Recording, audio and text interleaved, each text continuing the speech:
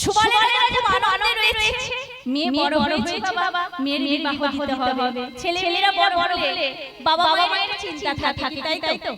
তাই ছেলেমেয়েরা বড় হয়েছে, বাবা মায়ের চিন্তা যে এবারে বিবাহ দিতে হবে। তাই কাহারির বিবাহ দেবে বলে গান্ধারীর জন্য সুপাত্র সন্ধান চলছে। এমন সময় একটা চিঠি এসে পড়েছে সুবলের রাজার হাতে। যখন চিঠিটা এসে সুবলের রাজার হাতে পড়েছে, সুবলের রাজা আনন্দে চিঠিটা হাতে করে নিয়েছে। চিঠিটা হাতে করে নিয়েছে মা। তাহলে চিঠিটা তো পড়তে হবে, কি লেখা আছে মা? ঠিক বললাম? সুবলের রাজা চিঠিটা হাতে করে নিয়ে লেখা রয়েছে, সেই লেখাগুলো পড়ছে। শোনো সুবল, তোমার মেয়ে রূপবতী, গুণবতী, সুন্দরী। তোমার মেয়ের জন্য তুমি একটা সুপাত্রের সন্ধান করছো। আমার একটা ভাইপো আছে, তবে একটা সত্যি কথা তোমায় বলি, আমার ভাইপো রূপমান, গুণমান। সত্যি কথা কি না, আমার ভাইপো জন্মগত অন্ধ।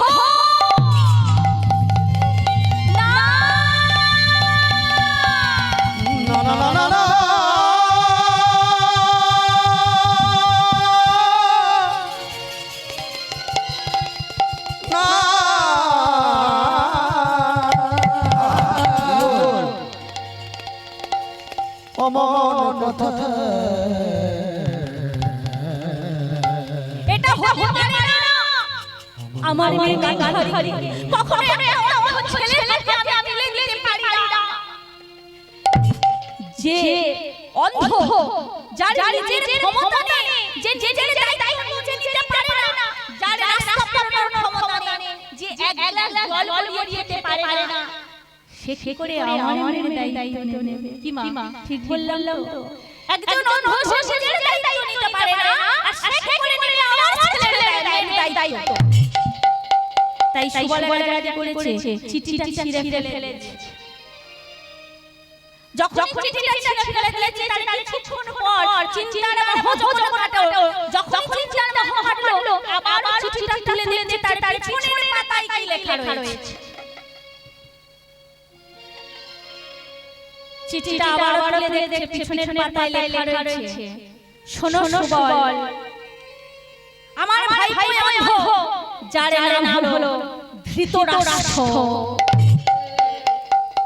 তবে আমার ভাই করতে যদি তুমি বিবাহ হতে রাজি না থাকো, তাহলে আমি তোমার হস্তিনাপুরে আফগানিস্তানে যাব। আমি তোমার আফগানিস্তানে যাব। ওই আফগানিস্তানে গিয়ে তোমাকে হত্যা করব, তোমার ছেলেদের হাতে পায়ে দড়ি বেঁধে মারব, তোমার যে 100 পুত্র রয়েছে তাদের হাতে পায়ে দড়ি বেঁধে মারব। শুধু তাই নয়, তোমার ওই আফগানিস্তানে যত প্রজা আছে সমস্ত প্রজাদেরকে মেরে আমি রক্ত বইয়ে দেব। ইতিবাঙ্গা পুত্র ভীষ্ম দেখা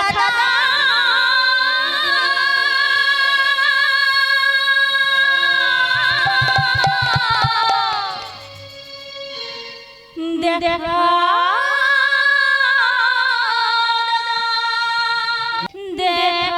দাদা, প্রাণের ঠাকুর করি গোসরণ, কোথায় আছো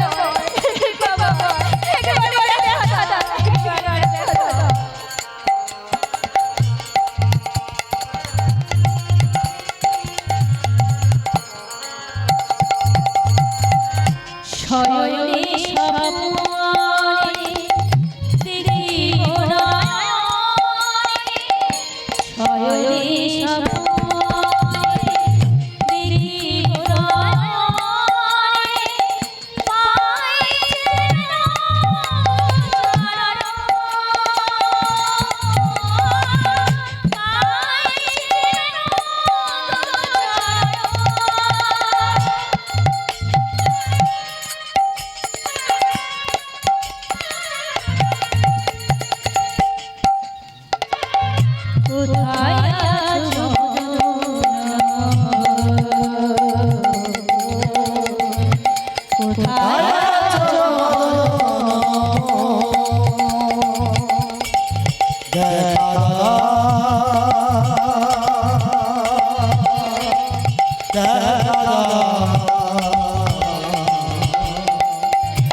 কোথায় আছো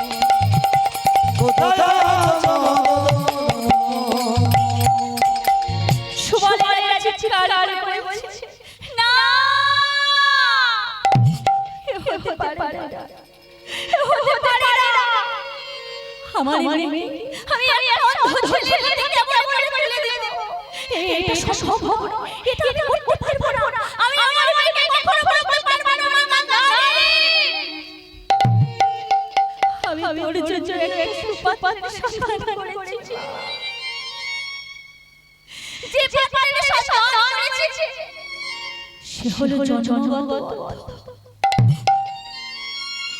কেমন করে আমি আমাকে বলবো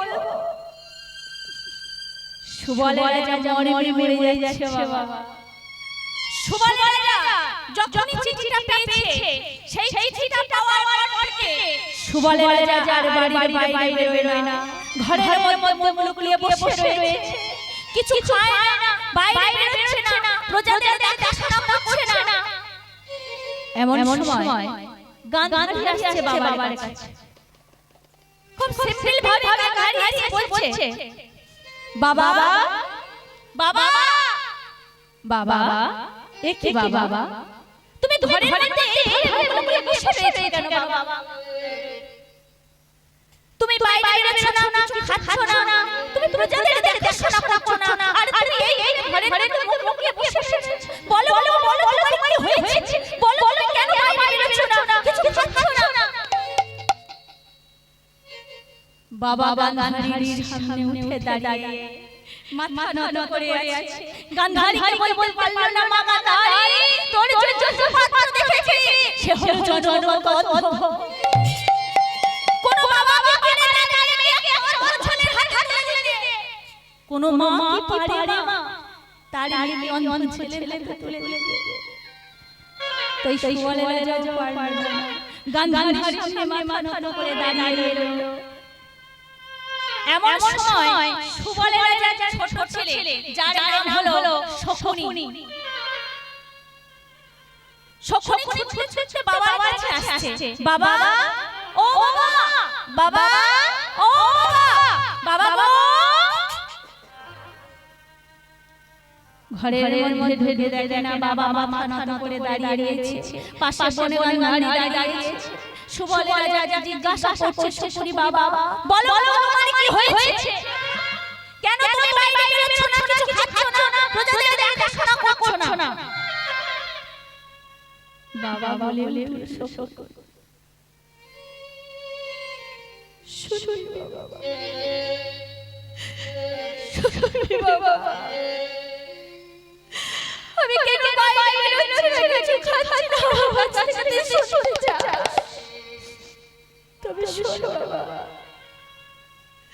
কদিন হলো আমার বুকের মধ্যে বড় যন্ত্রণা হয়েছে বাবা, আমার বুকের মধ্যে বড় যন্ত্রণা হয়েছে।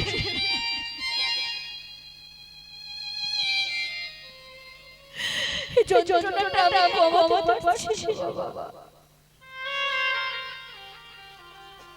শকুনি খুব সহজভাবে বাবাকে বলল, কি বলল মা? বাবাকে সহজভাবে বলল, বাবা বুকে যন্ত্রণা উঠেছে, ডাক্তারখানায় যাও, ওষুধ খাও, কবিরাজের কাছে যাও, ঘরে ঘরে খেয়ে যদি তুমি বসে থাকো তাহলে তোমার এই যন্ত্রণা সেরে যাবে বাবা। শকুনি বাবা বলল, এই ভাবে মুখগুলো বসে থাকলে সমস্যার সমাধান হবে না বাবা। বলো তোমার কি হয়েছে? কেন মুখে যন্ত্রণা হচ্ছে আর কেন তুমি ওষুধ খাচ্ছ না, কবিরাজের কাছে যাচ্ছ না? সুবলের রাজা বলল, শকুনি আমার এই বুকের যন্ত্রণাটা বাবা ওষুধ খেলে কমবে না বাবা। আমার এই বুকের যন্ত্রণার জন্য একমাত্র দায়ী সেটা হলো তোর বোন গান্ধারী। শকুনি চমকে উঠে, বাবা গান্ধারী? শুধুমাত্র গান্ধারী? বলো বাবা গান্ধারী কি করেছে? এমন সময় বাবা শকুনিকে বলছে, শুনবি বাবা? তবে শোন, ওই হস্তিনাপুর থেকে গঙ্গাপুর ভীষ্ম আমায় একটা চিঠি লিখে পাঠিয়েছে। কি সেই চিঠি?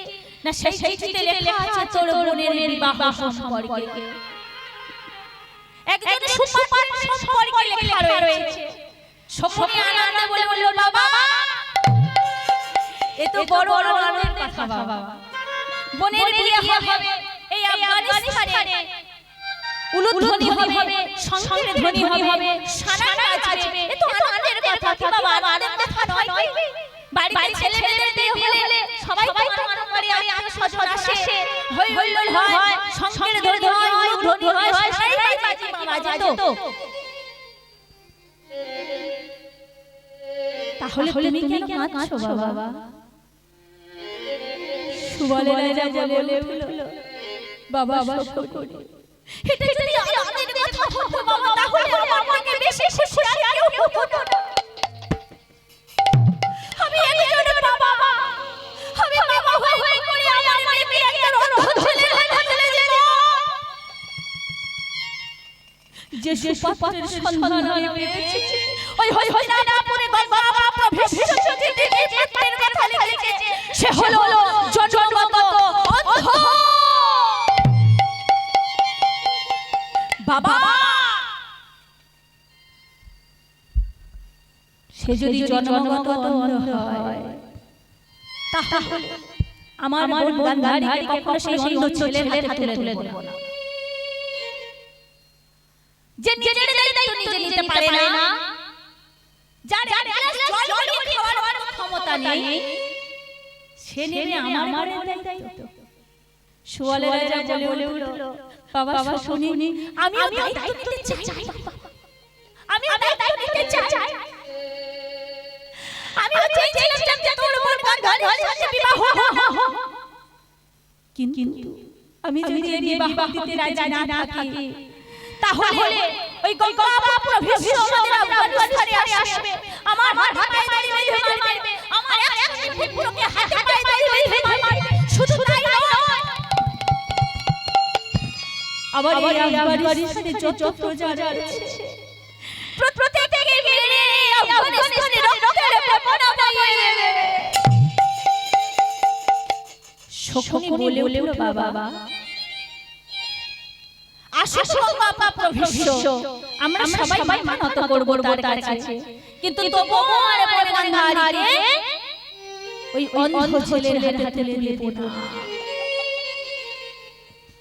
এই সমস্ত ঘটনাটা না বাবা আর ছেলের মধ্যে যখন হচ্ছে পাশে গান্ধারী দাঁড়িয়ে ছিল বাবা বাবা বলে গেছে আমার গান্ধারী পাশে দাঁড়িয়ে আছে তাই গান্ধারী সমস্ত ঘটনাটা শুনে নিয়েছে আরে গান্ধারী যখন ঘটনাটা শুনে নিয়েছে গান্ধারী শুধু বাবাকে একটাই কথা বলল বাবা শোনো বাবা আমি কখনো চাই না আমার জন্য তোমার মৃত্যু আমি কখনো চাই না আমার জন্য আমার একটা দাদার মৃত্যু আমি কখনো চাই না আমার জন্য আমার রাজ্যের প্রজারা রক্ত কখনো বয়ে যায় আফগানিস্তানে তাই শোনো বাবা আমি তোমায় যেমন ভাবে বলবো ঠিক তেমন ভাবে করবে আর আমার কথা শেষ কথা আমার কথা চূড়ান্ত কথা গান্ধারী বাবাকে বলল বাবা আমি বিয়েতে রাজি আছি গান্ধারী দাঁড়াও বাবা আমি বলেছিলাম না আমার কথার মাঝে তোমরা কেউ কথা বলবে না আমি এই ছেলেকে বিয়ে করব এটাই হলো আমার প্রথম শর্ত ছেলেরা মেয়ের বাড়িতে আসে বরযাত্রীর সাথে মেয়ের গলায় মালা পরিয়ে তাকে বিয়ে করে যায় ছেলের বাড়িতে তাই তো বাবা এটাই আমাদের হিন্দু শাস্ত্রের নিয়ম ঠিক বললাম কিন্তু গান্ধারী বলছে আমি যাব ওই হই না আপনি আমি ছেলের গলায় মালা পরিয়ে আমি তাকে বিবাহ করব এটাই হলো আমার প্রথম শর্ত আর দ্বিতীয় শর্ত কি না মেয়েরা বিয়ের সময় কি করে মেয়েরা বিয়ের সময় সুন্দর বেনারসি পরে সুন্দর সুন্দর গহনা পরে অলংকার করে তো গান্ধারী বলল বাবা আমি বিয়ের সময় আমি কোনো দামি বেনারসি পরব না আমি কোনো হীরের জহরত সোনা দানা অলংকার কিছু নেব না আমি একজন জ্যোতিষ সাধারণ ভাবে আমি চলে যাব ওই হইতাপে গান্ধারী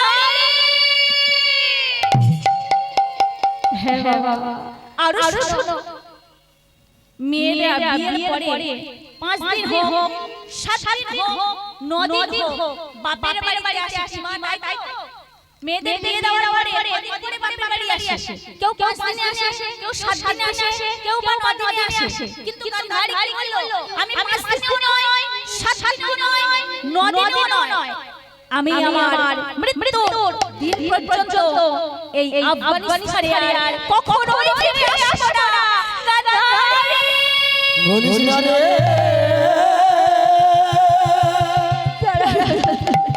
অমন করে ও কথা বলিস আমার কথা শোনো বাবা গান্ধারী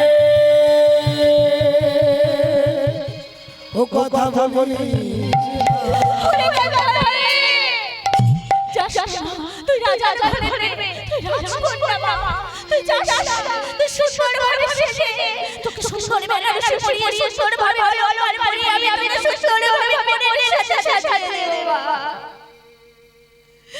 যাস